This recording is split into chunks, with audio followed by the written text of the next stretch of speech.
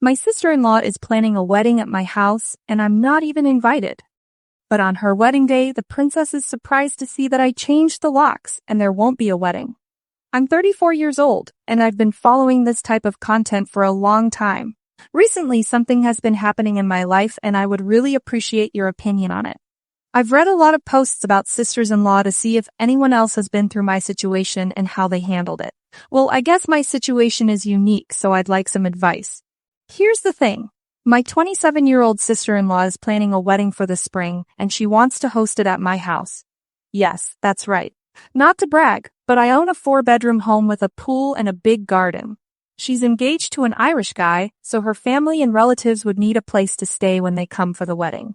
Since the house is spacious and has a large backyard, she's planning an outdoor wedding in the garden, followed by dinner in the living room. That's how she wants it. Now the obvious question is, am I okay with this? Honestly, I don't know. That's why I'm here looking for advice. Let me give you some context. I've been married to my husband for 8 years. We met in college and dated for about 4 or 5 years before tying the knot. He doesn't come from a wealthy family, but he's a hard-working, self-educated man. My father-in-law worked as a day laborer, and my mother-in-law picked up odd jobs here and there. My husband has a younger sister who has been living with my in-laws. Keep in mind, she's 27 years old and still not working. Not only do they provide her with food and shelter, but they also cater to her extravagant demands. And when I say extravagant, I mean beyond her means. Unlike my husband, who went on to complete his master's degree, my sister-in-law dropped out of college. Her parents never even insisted that she finish. They didn't push her because she always claimed she didn't need a degree. She's been influenced by some new age influencer who preaches that a degree doesn't make you rich or successful. That strikes me as strange because I was raised in the complete opposite way. Although my parents are fairly well off, they never spoiled us. Yes, we went to private school, which you could call a luxury, but beyond that, my parents didn't give us privileges. When my brother and I were in high school, my dad told us to either earn a scholarship or take out student loans. He wasn't going to pay for college. We hated him at the time and thought he was cheap. But we studied hard and earned scholarships. Now that I'm older, I realize the wisdom in his parenting. It made us self-sufficient, especially after seeing how my sister-in-law turned out. I am convinced now of how important the role of parents is in shaping a person's life. When I landed my first job right after college, I went a little crazy spending money on vacations and parties. But my dad sat me down and showed me some nice properties. I was excited, thinking he was finally going to give me money to buy one. But that wasn't the case. Instead, he wanted me to buy the house myself. He helped me with the down payment and explained the importance of owning property as early as possible. He also advised me to rent out part of it to help pay the mortgage. Today, I own this house, and I'm incredibly grateful whenever I see how much property prices have skyrocketed. If I hadn't bought when I did, I would never have been able to afford such a spacious home. As for my relationship with my in-laws, it has been more or less acceptable. We don't see each other often since they live across town, and I lead a very busy life.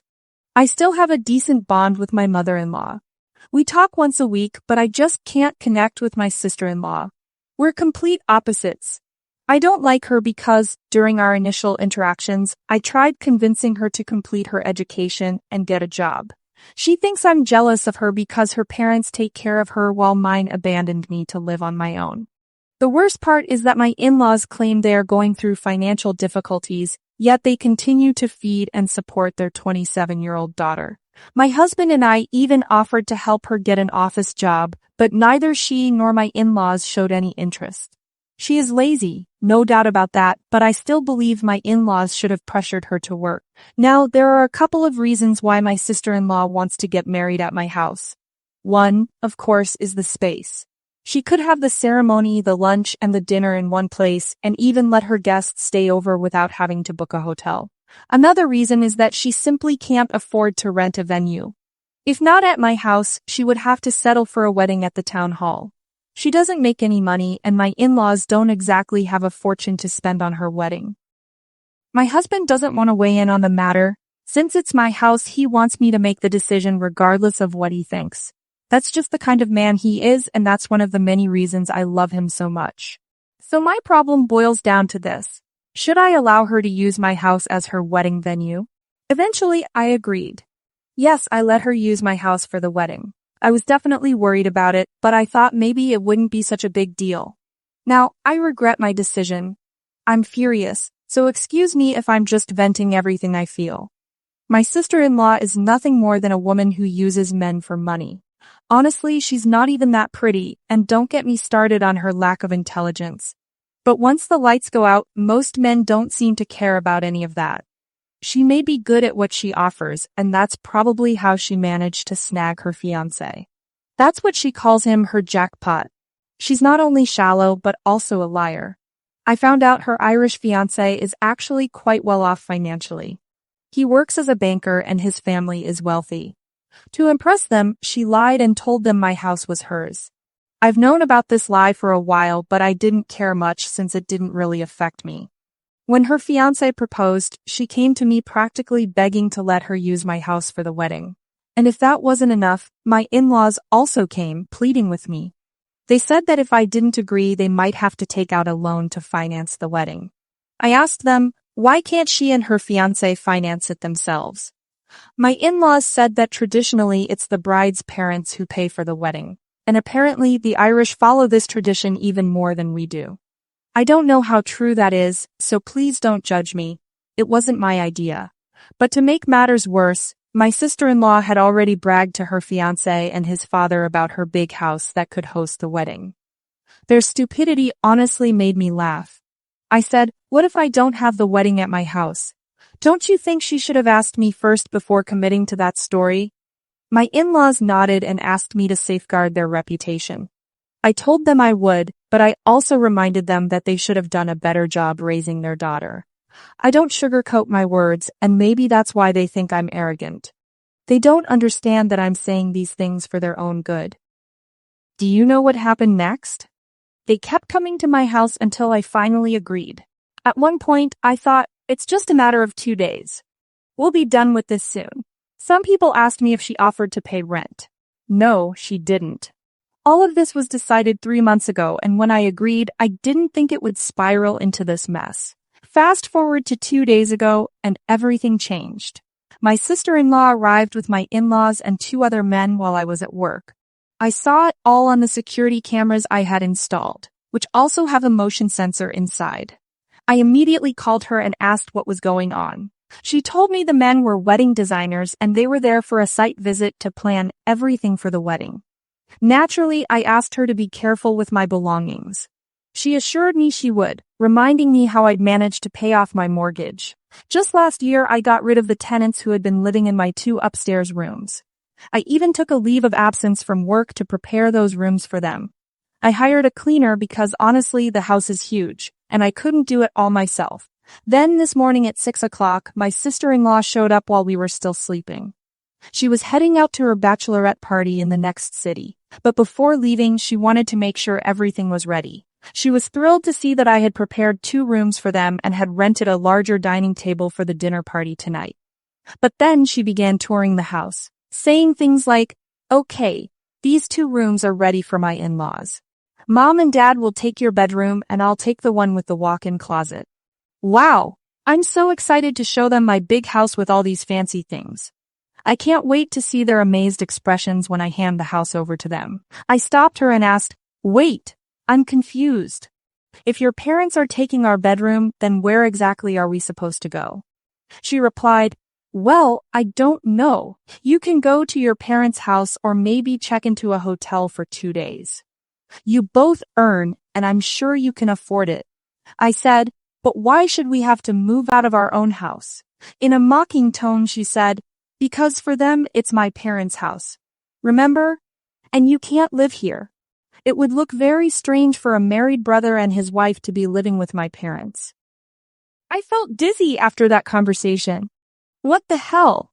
So now she was going to pretend this was her parents' house, and she was the princess of it all. I was already boiling with anger, so I put on a serious face and asked, according to your fairy tale, where are we supposed to live if your in-laws ask about us? She just shrugged and said, "Oh, they won't ask. How would they? You're not going to be here, right?" Then I asked, "What about our belongings? Our photographs? Won't they notice?" She laughed and said, "Who's going to know those things are yours? I'll just tell them everything is mine. The only problem is the photos in your hallway. We'll have to take those down before they arrive." I sighed in disbelief and sarcastically asked, "Even if we vacate the house to keep up your little facade, we'd still see you at your wedding, right? What if they ask us something then?" But her answer left me stunned. She said, "No, no, no. There's a misunderstanding.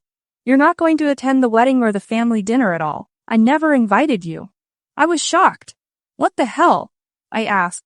She continued, "I'm not sure how this happened, but I never invited you to the wedding. My parents must have sent you an invitation by mistake." I felt so stupid for even talking to her at that point. Furious, I yelled out my husband's name so loudly that he bolted out of bed, completely startled. "Did you know we weren't invited to the wedding?" I asked him. Still half asleep, he mumbled, "Whose wedding?" "Her wedding?" "Yes," I shouted. "Your sister said she never sent us an invitation. So we're not invited to a wedding that's being held in our own house." It took him a few minutes to fully process what I was saying, but once he did, he was horrified. The realization hit us both. We hadn't even been invited to a wedding that was supposed to happen inside our home. My sister-in-law said, "Well, if that bothers you so much, you can attend. You can probably just say that your wife is sick and had to stay home." I asked her what her original excuse was for justifying our absence. She dared to laugh in my face and say, "Oh, you won't believe it. I told them that my parents separated us because we're too toxic." I just stood there stunned. Wow. What more could I even expect from her?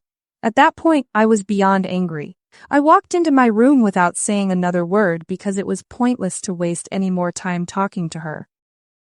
My husband followed me and assured me that it was still my decision if I wanted to withdraw my consent. But I was too furious to think clearly. I needed to calm down to make a rational decision. Even though I was upset, I kept telling myself I wasn't going to give in to the princess's demands. No matter what happened, I knew one thing for sure. I wasn't going to leave my own house just to play along with her story of lies. After that, my husband and I sat down to really think it through. We ended up going to his parents' house to talk things out. I told them everything about my sister-in-law's plan to exclude us from the wedding. To my shock, they already knew. And worse, they seemed to be fine with it. My husband completely lost his composure and yelled, "Did you know she was excluding us from her wedding and you were okay with it?" My mother-in-law responded in a weak voice, "We thought you were on board too. None of you asked us why you hadn't received the invitation." At that moment, I started questioning whether we were wrong to assume we were invited, especially since the wedding was going to take place in our house. My husband and I looked at each other in disbelief. He shouted again, "Do you realize there won't even be a wedding if she goes through with this? What if we tell the truth to her in-laws?" My mother-in-law panicked immediately and begged us not to do such a thing. Then my father-in-law stepped in, much calmer, and politely asked if it would be okay to attend the wedding, if my sister-in-law officially sent us an invitation. I was too furious to respond, so I stayed quiet. He then asked my mother-in-law to call her daughter and tell her to invite us right away, and to apologize to us. My mother-in-law hesitated, but the look in my father-in-law's eyes made her do it. She shakily dialed my sister-in-law's number. He told her to put the phone on speaker. My sister-in-law answered and immediately scolded her mother for disturbing her during her spa session. My mother-in-law tried to explain that it was urgent and that her father wanted her to invite me and my husband. But my sister-in-law snapped, "No way am I inviting that witch. She thinks she's too smart." My mother-in-law tried to stop her, whispering, "They're here with us." But the spoiled princess was too busy complaining to even notice. She continued, "If she meets my in-laws, she'll outshine me. I want to look prettier on my wedding day. Besides, you know how she always talks about different things, jobs, careers, investments, and all that stuff, blah blah blah, to get everyone's attention? I don't want that at my wedding. Everyone's focus should be on me. If she's around, it would make me look stupid. So no, she's not allowed at my wedding." Then she hung up. I yelled back, "I don't make you sound stupid. You do that yourself. Because you're an idiot." I stormed out of the house. When my husband got up to leave, my in-laws tried to calm him down. They told him they would talk to my sister-in-law so she could apologize. Excuse me? Apologize my ass. Meanwhile, my sister-in-law texted me saying I should take down our portraits from the hallway and move out of the house after overseeing the preparations. She said, tomorrow my fiancé will arrive at the venue with his family at 10 a.m., so leave before then. But make sure you leave my parents there. Don't leave the wedding planners alone. I'll stay at my friend's house after the bridal shower, then head straight to the hall and arrive at the venue like a bride. Of course, Your Highness. I'm just going to plan the perfect wedding for you. When we got home later that afternoon, I immediately called a locksmith and changed the locks on the house. That night, my husband called my father-in-law and told him, we will not allow the wedding in our house, so you'd better find another place. My father-in-law panicked and asked what he should do. My husband suggested that if he wanted to save his reputation, he should call his guests and cancel the invitation, giving any excuse he wanted, because there was no way this wedding was going to happen on the scheduled date and location. I couldn't help but imagine the look on my sister-in-law's face when she found out. Around 6 a.m. on the day the wedding preparations were supposed to begin, my doorbell rang. It was the wedding designer. He said he was there to start setting up. I told him, this is my house and there will be no wedding here. He looked confused and said, but your sister-in-law and her fiancé reserved this place for their wedding. I told him, call them. My house is no longer available. About an hour later, my sister-in-law's fiancé came knocking on the door. I answered. He asked if my sister-in-law was home because she wasn't answering her phone. I said, no, and she's not here because this isn't her house. He looked confused and said maybe there's some misunderstanding. I'm her fiancé, and today is our wedding day here at this house. I guess you're her sister-in-law. I saw your pictures in the hallway the other day. I smiled and said, you're right, I am her sister-in-law. But here's the truth you need to know. This is my house. I live here. My sister-in-law and her parents live across town in an apartment. By the way, congratulations on your wedding, but it won't be happening here. I changed my mind. I don't know what happened after that, but around 9 a.m., the princess herself came banging on my door. I didn't answer. She called my husband demanding to know what was going on, screaming that I had kicked out the wedding designer. He calmly told her, our house isn't available. You need to find another venue. She screamed and pounded on my door, demanding we open it. I opened the window and yelled, if you bang on my door again, you could end up in jail on your wedding day. She insulted us and called us names for ruining her life. Eventually, she left after the neighbors threatened to call the police. I blocked her number, but she bombarded my husband's phone with voicemails, calling him names for not standing up for his sister. I asked him if he was upset. He admitted he was, but not at me. He said, she brought this on herself. She can't assume everything will be handed to her on a silver platter. She was ungrateful and took us for granted. She lied to her fiancé, told him this was his house, and planned a wedding here without even asking permission. On top of that, she excluded us from the wedding and called you a witch. What did she expect in return? My in-laws didn't take it well. They blamed me for tarnishing their reputation. But honestly, it just made me question their value system because they were perfectly fine with their daughter excluding us from the wedding, even though it was supposed to happen on my property. As for the wedding, it was canceled. That same day, my sister-in-law and my in-laws went to beg her fiancé's family to wait a week while they arranged another venue. But I heard her fiancé call them liars in front of everyone. He said he was canceling the wedding altogether and would be rethinking the entire relationship. God knows what will happen now. As for me, I'm just glad to be out of this drama. I have a life to live and a career to focus on. May God bless her and her lies. It's been a couple of days since my sister-in-law's wedding was supposed to be at my house. As you already know, it didn't take place here, but it also didn't happen anywhere else. In the end, the groom decided to cancel everything after uncovering all of my sister-in-law's lies. Honestly, I don't blame him. We're talking about someone who could go so far with lies, so it was only natural to expect even more dishonesty in the future. What mattered most, though, was how everyone reacted after the wedding plans completely collapsed.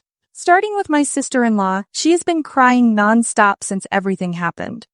Of course, she blames me for all of it, which is ridiculous because I wasn't the one lying to everyone. Her ex-fiancé even stopped by my house a few days later to apologize for everything.